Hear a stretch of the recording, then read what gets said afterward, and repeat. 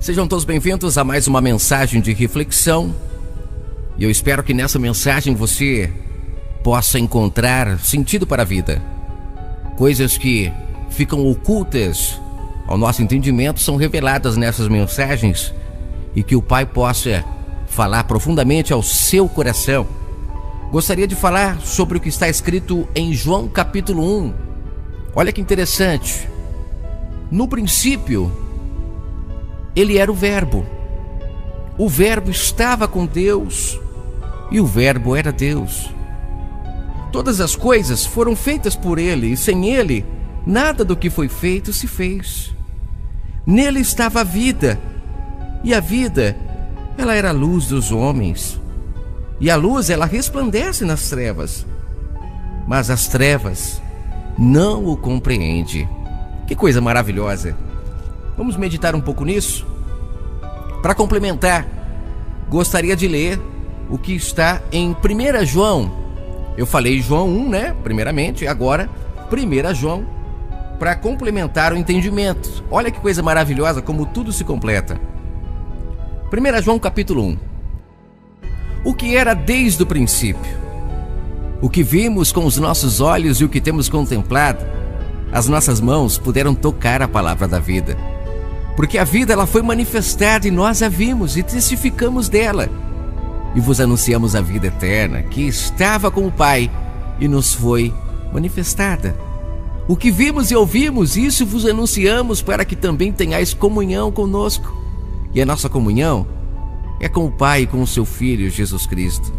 E essas coisas eu vos escrevo para que aumente a vossa alegria e que ela se cumpra a cada dia. São textos maravilhosos, textos que nos fazem pensar, mas existe uma mensagem oculta nesses textos que fica escondido a essa época onde a apostasia impera no mundo. Por que eu digo apostasia? Porque quando invertemos a verdade, ela se torna mentira e isso é apostasia.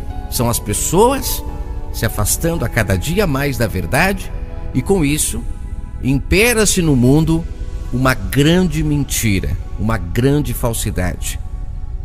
E você vai entender isso com muita clareza nesse áudio, nesta mensagem. Eu li João capítulo 1, onde fala que o Messias, ele era o Verbo, e o Verbo se fez carne e habitou entre nós. Aqui João está dizendo algo de suma importância. Ele está dizendo que aquilo que era invisível, aquilo que os olhos não viam, agora, no tempo deles, eles puderam ver.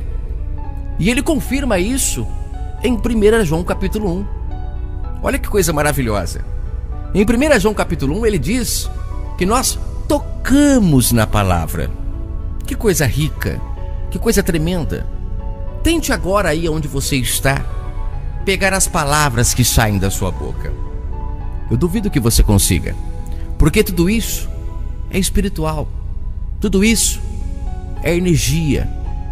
Tanto é energia que você pode falar agora o que quiser. E isso pode acontecer.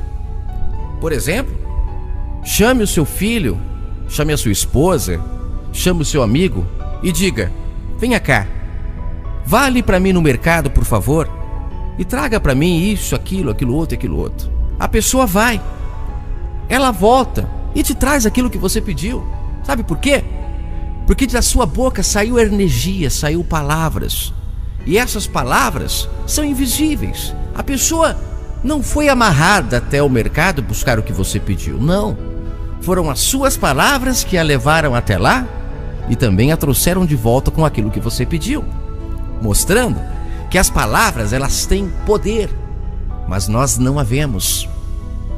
Esta palavra, que no caso aqui é o verbo da vida, é a palavra que sai da boca do Pai, é o pão da vida. Esta palavra, ela se manifestou no mundo um dia, e com isso as pessoas puderam tocar nela. Foi um privilégio, foi uma dádiva que aquele povo teve, e eles foram preparados para vê-lo. É só reparar a história do povo de Israel. O povo de Israel foi o único povo no mundo aonde o Pai materializou o mundo espiritual. E por que tudo isso foi necessário? É só você pensar um pouquinho, refletir. Como trazer o verbo da vida, algo invisível ao mundo, se o povo não estivesse preparado para vê-lo? Imagino Jesus dizendo: eu sou o pão da vida, eu sou o templo do Altíssimo. Ou ele dizendo: eu sou o Cordeiro que tira o pecado do mundo. E o povo não entendendo nada sobre isso, o povo ia olhar para ele e ia falar: é maluco, é doido. Mas o povo foi preparado para vê-lo. Ele é a pedra de esquina. Mas por quê? Porque o povo já estava preparado. Eles tinham uma noção do que era pedra. Tudo isso tinha um significado, era tudo uma sombra, era tudo algo muito distante do que era real, mas era uma preparação para que o povo chegasse ao conhecimento da verdade e assim o Messias pudesse vir ao mundo e libertar o povo de toda a Babilônia que o mundo estava entregue. Sabemos que o ser humano foi contaminado pela Babilônia com muitas superstições. E as pessoas foram entregues a esse tipo de crença, a colocar as divindades, foi colocado na mente das pessoas vários deuses, e o povo estava totalmente fermentado com essas mentiras. E o Criador dos céus e da terra, através do profeta Oséias, diz algo interessante: eu sou o marido e não aceito que o povo tenha amantes. E para isso preciso estar presente. Eu preciso estar presente para que a minha esposa não se entregue a outros homens. Tudo espiritual. Mas o Pai precisou materializar o mundo espiritual, trazendo para a terra o tabernáculo, a arca da aliança, representando a sua presença, figuras sacerdotais, símbolos, como por exemplo a pedra que apedreja o pecado, a água que purifica o imundo, e por aí vai, diversos símbolos. Talvez você diga: o Pai, ele queria trazer ao povo a mesma ideia ou ideologia que o mundo estava inserido, a Babilônia? Não, ele estava querendo trazer o povo para ele, mas precisava usar estratégias de sabedoria para que o povo pudesse estar próximo dele e não próximo dos amantes, que são crenças e ideologias criadas por homens. Muitas pessoas não compreendem que o Antigo Testamento foi uma época do mundo espiritual materializado no mundo. Uma época onde as pessoas poderiam ver o que acontecia no mundo espiritual a olho nu. Como por exemplo, uma pessoa ser apedrejada pelo seu pecado. Hoje, muitos dizem que isso acabou, mas não acabou. No mundo espiritual continua acontecendo. A palavra do Pai, o Verbo, nunca deixou de existir. Morreu lá em Israel, foi morto por falar a verdade, por querer libertar as pessoas de todas essas crenças e superstições. Mas ele, sendo a palavra, a pedra de esquina rejeitada pelos construtores, continua sendo nele que as pessoas tropeçam. E hoje as pessoas são apedrejadas no espírito, mas não na carne, porque para o Pai o que importa é o mundo espiritual. Vivemos em um mundo de zumbis. A pessoa pode estar viva na carne, mas morta no espírito, porque há muito tempo já foi apedrejada, porque o Pai sabe que ela é mentirosa, maldosa, embora diga a todos que não é.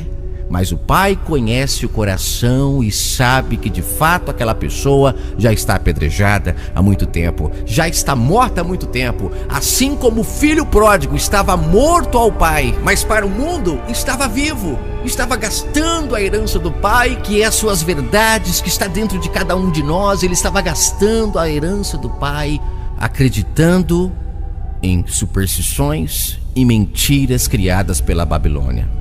Quando a pessoa cai nessa armadilha, ela acaba comendo com os porcos. Lavagem. A palavra do Pai é pura, é limpa, é verdadeira, é sem fermento, mas a palavra da Babilônia é toda contaminada. É a palavra do Pai misturada.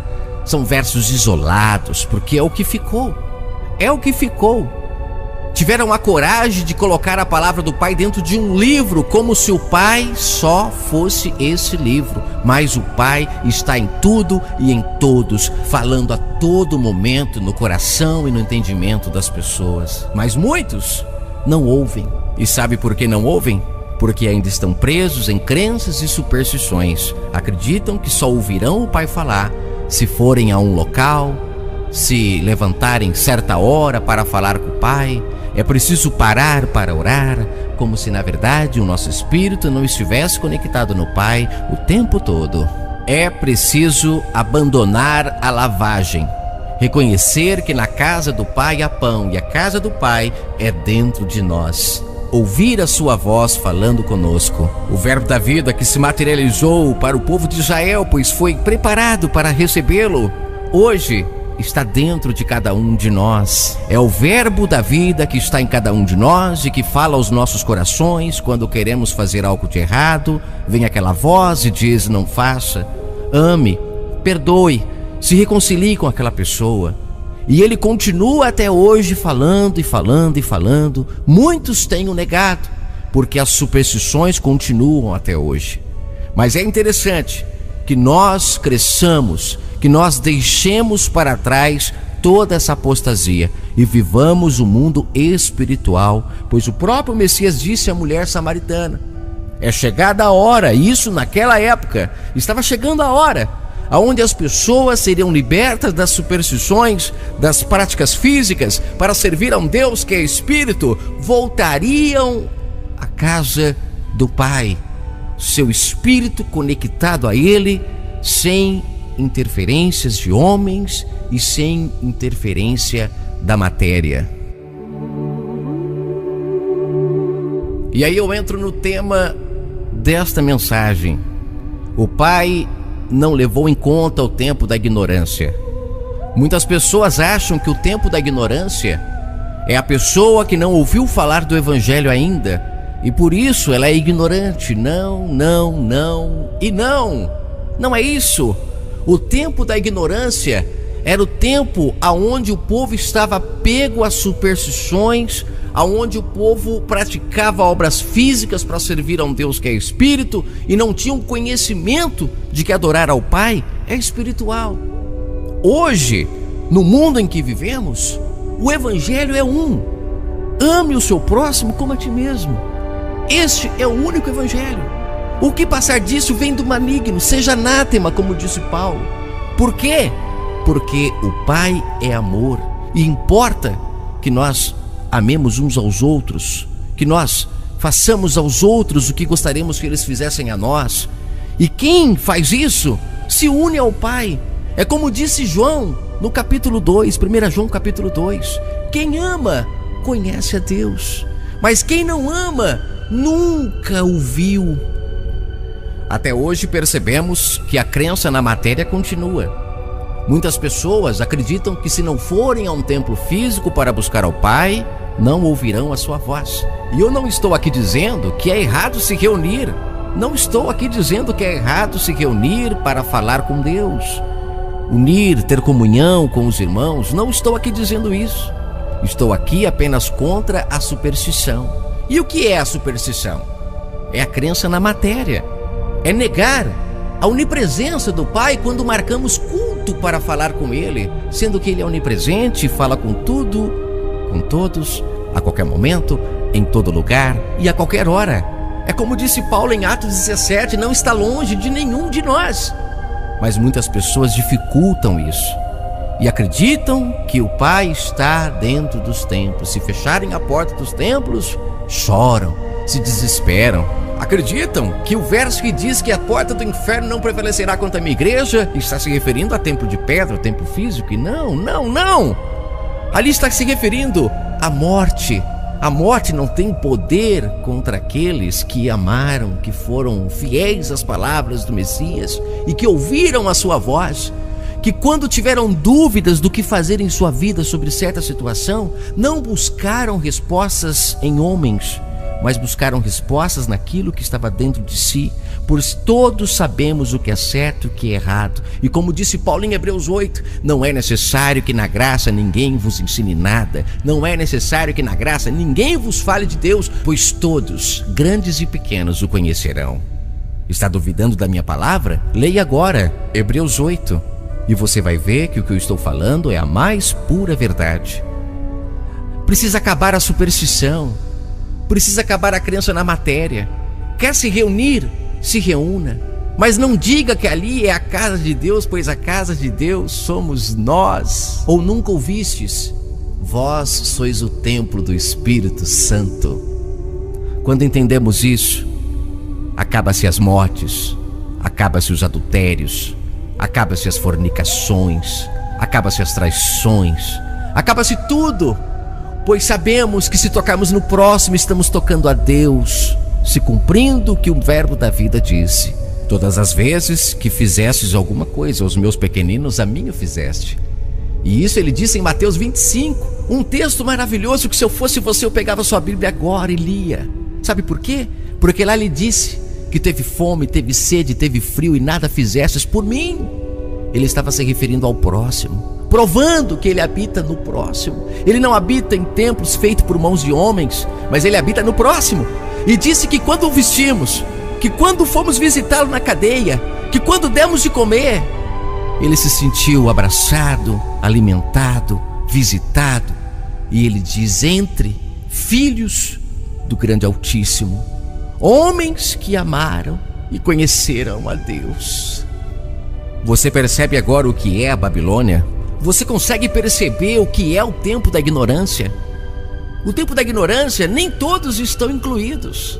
Uma coisa é você se batizar na água da igreja e saber que a verdadeira água que purifica os seus pecados é o verbo da vida, é ouvir a sua voz e fazer aquilo que ele quer que você faça, que você ame o próximo. Outra coisa é você se batizar na água da igreja e achar que porque se batizou, agora os seus pecados estão purificados, que dali para trás tudo está purificado, tudo está limpo, não precisa mais se consertar com ninguém, agora é dali para frente. Isso sim é continuar na ignorância, é ser supersticioso, é colocar na matéria, na água física, o poder de perdoar os seus pecados, quando na verdade o que perdoa os seus pecados é a palavra, é o verbo da vida. É o que o Messias disse: está em dívida com teu irmão, vai lá, se reconcilia com ele, entre num acordo.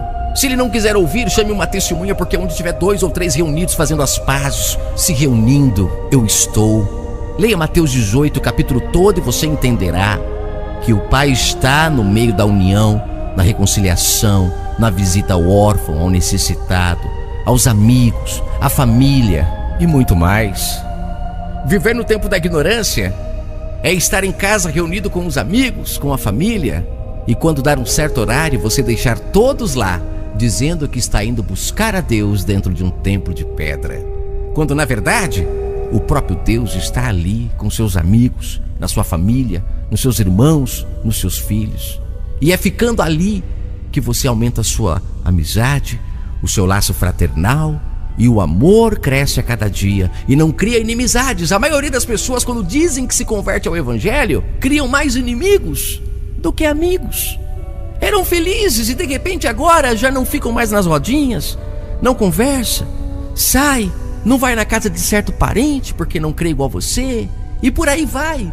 E o amor vai se esfriando, cumprindo o que está escrito, que o amor de muitos se esfriariam no fim dos tempos. Mas diz também que aquele que perseverar até o fim, perseverar o quê? Amando, esse se salvará. Uma pessoa que saiu da Babilônia, ela sabe que não tem problema nenhum encontrar seus amigos, seus irmãos dentro de um local, falar sobre Deus, contar experiências, um ajudar o outro, ter a comunhão, porque isso é comunhão. É um se confraternizando com os outros, sabendo das suas dificuldades, um ajudando ao outro. Não existe nada de errado nisso. Agora, dizer que está saindo de casa para buscar a Deus nesses lugares é negar a onipresença de Deus. E é isso que o Messias disse: não façam o meu povo de comércio, a minha casa, a minha morada, porque Deus nunca morou em templos de pedras, mas sim dentro do ser humano. Aquele que conhecer a verdade vos libertará, serão livres e encontrarão a vida em abundância prometida pelo Rei dos Reis, o único pastor, aquele que deu a vida pelas ovelhas para que não exista mais intermediários entre o Pai e o ser humano.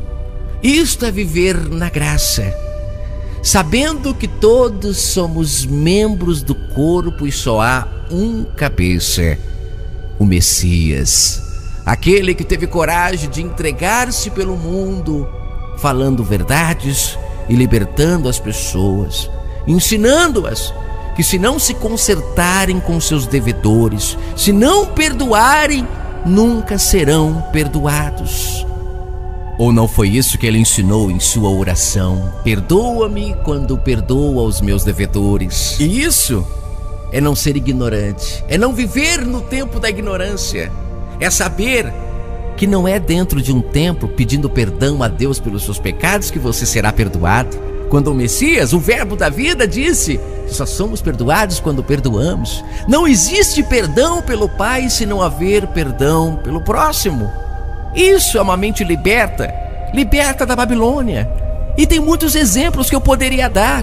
Para não me estender nessa mensagem, vou deixar outros exemplos para outras mensagens.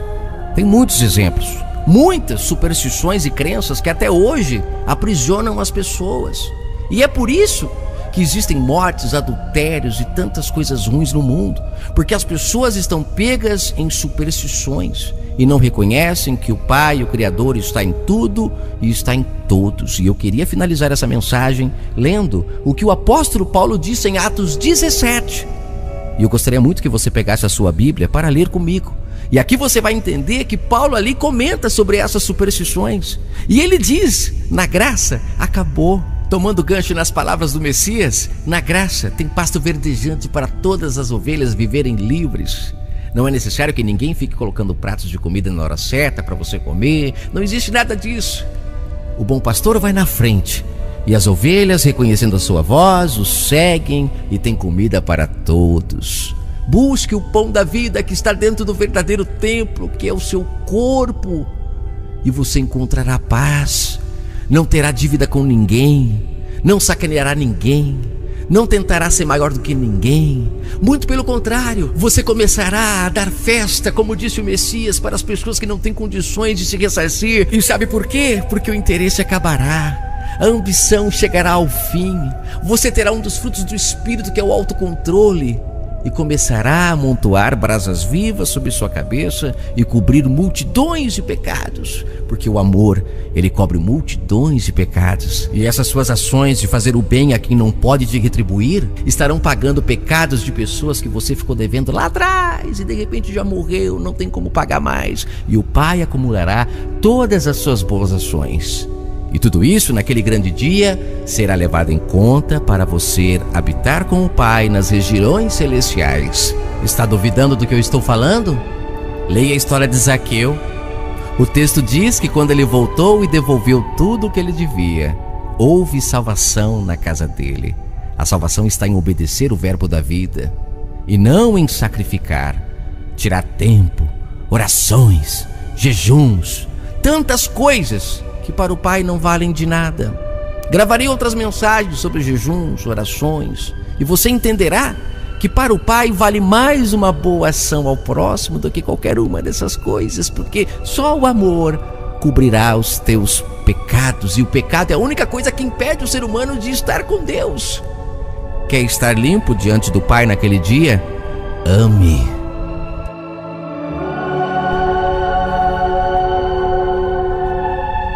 E eu creio que já deu tempo de você pegar a sua Bíblia para finalizarmos essa mensagem lendo Atos 17, a partir do verso 22. A partir desse verso já vai dar para você entender todo o contexto. Estando Paulo no meio do Areópago, disse: varões atenienses, em tudo eu vejo que vocês são muito supersticiosos. porque passando eu vejo os vossos santuários, e eu também achei um altar que estava escrito nele: ao Deus desconhecido. Esse, pois, que vós honrais, não conhecendo, é o que eu vos anuncio. É o Deus que fez o mundo e tudo o que nele há, sendo o Senhor do céu e da terra, não habita em templos feitos por mãos de homens. Percebam que aqui ele falou que vejo todos os vossos santuários, vejo que vós sois muito supersticiosos. Eu percebo, mas eu quero dizer a vocês que nem nesses santuários e nem neste que está escrito ao Deus desconhecido, o Criador dos céus e da terra habita. Porque ele não habita em templos feitos por mãos de homens. Isso é superstição. Acabou. Isso é ser ignorante. Nem tão pouco, no verso 25 ele continua dizendo: o Criador dos céus e da terra é servido por mãos de homens. Não há nada que nós possamos fazer para servi-lo. Nada, nada, nada, nada. Como que se ele necessitasse de alguma coisa, pois ele mesmo é quem dá a todos a vida, a respiração e todas as coisas. Mas nesta mensagem eu pude mostrar em Mateus 25 o Messias dizendo a única forma que nós temos para tocar no Pai. Não é servindo ele, porque ele não é servido por mãos de homens, como disse Paulo. Não tem nada que vocês possam fazer que tocará ao Pai. Não tem jejum, não tem oração, não tem nada disso. E se você ler texto que fala que Paulo está incentivando a jejum, que está incentivando a todos esses tipos de coisas, você tem que parar e analisar, porque ele não pode se contradizer. O próprio Messias disse em Mateus 25, a única forma que toca o Pai é tocar no ser humano, é tocar no próximo, toca nos pequeninos dele, e naquele dia, se foi para o bem, entrará e morará com o Pai. Se foi para o mal, não estará com ele naquele dia. Toque no próximo e você toca ao Pai. E finalizando no verso 26, de um só fez todas as gerações de homens para habitar sobre toda a face da terra, determinando os tempos já dantes ordenados e os limites da sua habitação.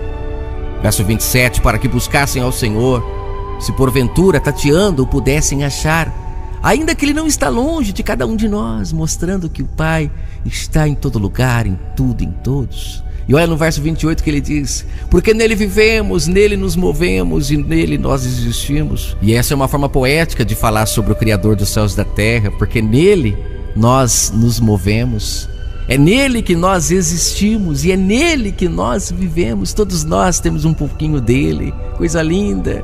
E ele diz: somos a sua geração, sendo nós, pois, geração de Deus, não havemos de cuidar que a divindade seja semelhante ao ouro. Olha o verso 29, minha gente. Ou a pedra, não comparemos ele a isso, ele não está nisso. Ou a pedra esculpida por artifício e imaginação dos homens. Ele não está na água física, ele não está na pedra, ele não está na pão da padaria, ele não está no vinho, ele não está em nada disso. Ele está em nós. E quando entendemos isso, não somos mais ignorantes. Aí ele fala no verso 30, que é o que eu acabei de falar agora: mas Deus, não tendo em conta o tempo da ignorância, anuncia agora a todos aos homens e em todo lugar que se arrependam. Oh meu Deus, o que é ser ignorante? É achar que Deus está na pedra, na água, no mar, embora ele está em tudo e em todos, mas nada dessas coisas nos levam ao Pai. O que nos leva ao Pai é o mundo espiritual, é conhecermos o mundo espiritual, alimentarmos os frutos do Espírito, e tudo isso nos fará a sermos cada vez mais irmãos uns dos outros, sem distinção. E finalizando, o Messias disse em Lucas 16 que os filhos das trevas são mais prudentes em sua geração do que os filhos da luz, mostrando que tem muitas pessoas que nunca tiveram conhecimento de tudo isso que eu estou falando e nunca foi pregado evangelho nenhum a ela, nunca, se cumprindo o que Paulo diz em Hebreus 8, ninguém nunca falou nada, mas ela amou. E de acordo com o que João escreveu em 1 João capítulo 2, quem ama conhece a Deus. Não é quem frequenta um templo, não é quem se batiza numa água física, não é quem come um pão da padaria, nada disso. Tudo isso é superstição, tudo isso são crenças, tudo isso são ignorâncias. Mas aqueles que amam conhecem a Deus. Então fique tranquilo. Aquele familiar que nunca frequentou um templo, que nunca disse eu aceito a Jesus com a boca, falando para todo mundo ouvir, não é isso que salvou ele. O que salvou ele foi viver uma vida de acordo com o que o verbo da vida falava em seu coração. Por onde passou, cobriu o necessitado, alimentou o faminto, visitou o órfão. Isso sim é aceitar o verbo da vida, é naquele dia poder ter o seu nome escrito no livro da vida. Creia, meu irmão, tire de sua mente todas as superstições. Muitos estão dentro de templos, comem o pão da padaria, batizam em água, mas tenha consciência de que nada disso o levará ao Pai. O que o levará ao Pai é apenas a prática do amor ao próximo. É a minoria, sabemos que é a minoria, mas existem. O verdadeiro liberto da Babilônia é aquele que sabe que todas essas coisas, como disse Paulo no verso 29, sendo, pois, nós geração de Deus, não nos apegamos à divindade como sendo semelhante a ouro, a prata, a pedra, nada disso. Ele não é nada disso, não habita em templos, nada disso. Mas ele habita num coração contrito. Ele habita numa pessoa que faz a vontade do Pai. E como disse o Messias, nisto conhecerão que sois os meus discípulos, se vos amardes uns aos outros. Fique com o eterno Criador e que essa mensagem possa falar ao seu coração. Vivemos hoje no mundo espiritual. O verbo da vida veio em carne para Israel. Para nós, ele é espírito. Cremos que ele veio em carne, não o negamos. Mas para nós, ele é espiritual. Ele deixou claro à mulher samaritana: todos que quiserem buscar ao Pai terão que buscar em espírito. Não existe outra forma de buscá-lo. É necessário abandonar as superstições para se achegar ao Pai. E que ele fale ao seu coração. E o tempo da ignorância, o tema dessa mensagem é para todos aqueles que ainda estão presos às superstições, que não entenderam que na graça o mundo é espiritual. Existe um pastor, um rebanho, como diz em João 10. O que passar disso, seja anátema. O único evangelho é: ame ao próximo como a ti mesmo. Mais nada. Quer ir na igreja? Quer tomar a Santa Ceia? Quer batizar? Fique livre, fique à vontade, desde que a mente esteja liberta dessas superstições e do engano da Babilônia. Quando o mundo entender isso, ele deixará de ser religioso e passará a ser verdadeiro. Diminuirá as leis, porque onde há lei não há amor, e o mundo está cada vez com mais leis. Medite nisso. Quanto mais amor, menos lei.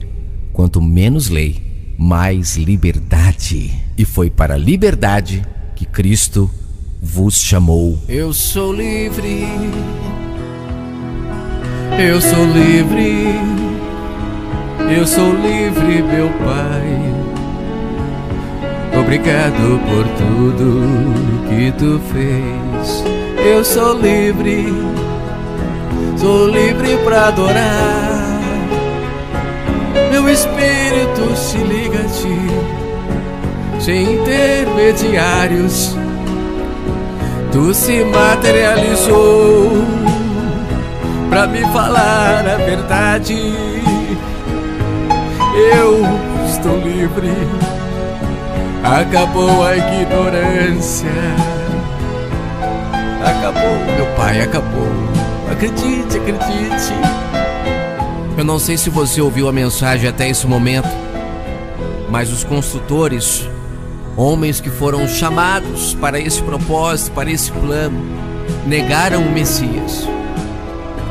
A superstição foi tão grande, as crenças foi tão grande, que eles se apegaram nas crenças e negaram o verbo da vida.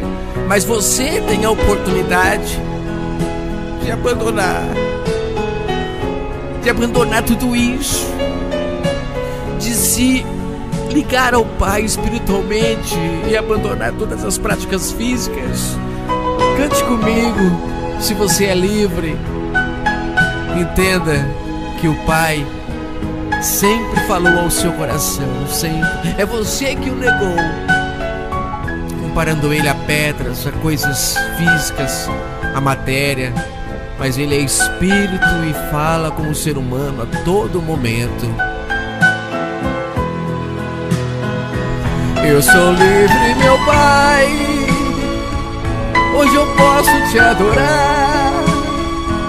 Eu não tenho motivos para não me achegar a ti.